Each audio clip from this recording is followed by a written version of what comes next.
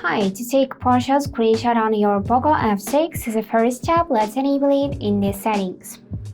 So I'm gonna open my settings, and here we need to search for the additional settings, and after that go in the gesture shortcuts. And now we would need to go in this section, partial screenshot.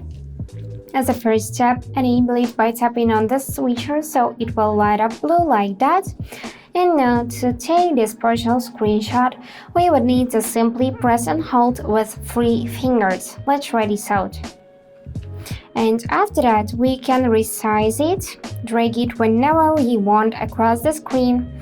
We can just change the form of the screenshot, for example, make it square like that. And as in the usual screenshot, we can edit it so we can draw something on the screenshot. Let's save the changes, and it would be immediately saved to your gallery. So let's check it.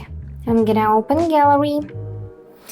And yeah, here it is. So this is how it will look. You can share with the screenshot and use the quick share option. So that's it for today. Hope this video was helpful and thank you for watching.